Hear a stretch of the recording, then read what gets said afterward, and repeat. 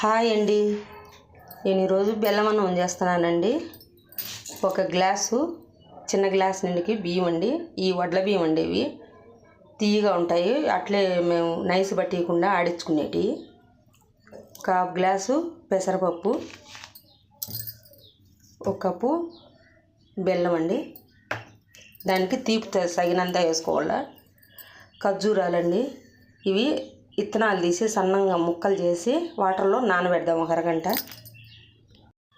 Stove వెలిగించుకొని పెసరపప్పు వేసుకున్నానండి. లైట్గా సన్న మంటన దూరగా వేయించుకున్నామండి. పచ్చేసం ఉండదు, కమ్మగా ఉంటుంది.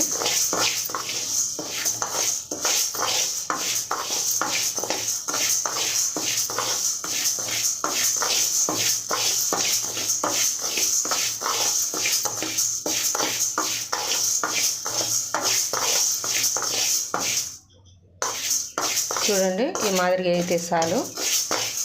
స్టవ్ కట్ చేసేసి ఈ సల్లారి పెట్టుకొని కడుక్కుందాము. నెయ్యి వేసుకున్నానండి. కడాయి పెట్టుకొని ఇందులోకి బాదం పప్పు, ద్రాక్ష, జీడిపప్పు వేసుకొని వేయించుకుంటున్నాను.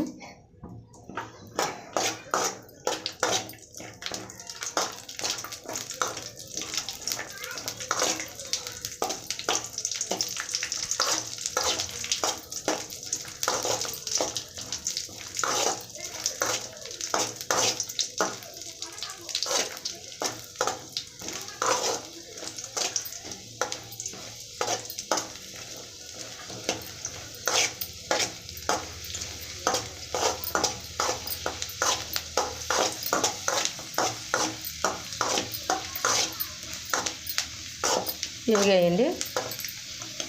స్టవ్ కట్ చేసేస్తాం. ఈ విధంగా నానబెట్టుకున్నానండి. చూడండి, నాన్ని బాగా కడుక్కున్నాను.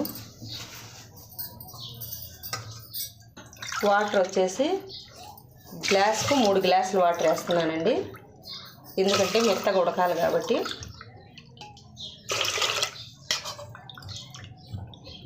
పెసరపప్పుకు ఈ వాటర్ ఎగస్ట్రా.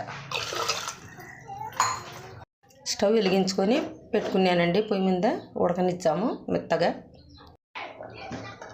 చూడండి, ఈ విధంగా ఉడికినాక ఇప్పుడు ఖర్జూరము నానబెట్టుకున్నానండి. ఇందులోకి వేసేసి ఉడికించుకుందాము.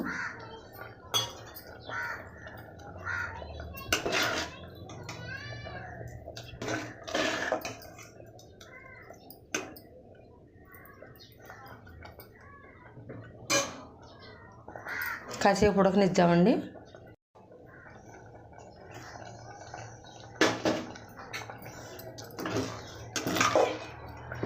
చూడండి, బియ్యం బాగా మెత్తగా ఉడికిపోయినాయి.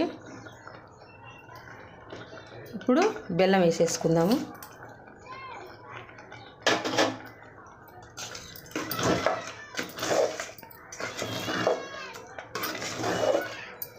ఇది బెల్లం బాగా కరిగిపోయి బాగా ఉడకనిచ్చేస్తాం. చూడండి, ఇలా ఉడికేసింది.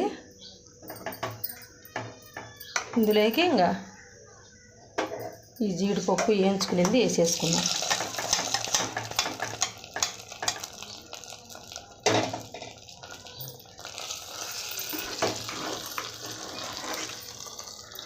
రెడీ అయిపోయిందండి. అంతే. చూడండి, బెల్లం అన్నం ఈ విధంగా చేసుకోండి, చాలా బాగుంటుంది. రెడీ అయిపోయింది, చాలా రుచిగా ఉంటుంది. నేను ఏ విధంగా చేసుకుంటానో చూపించాను. లైక్ చేయండి, షేర్ చేయండి, సపోర్ట్ చేయండి. బాయ్ అండి.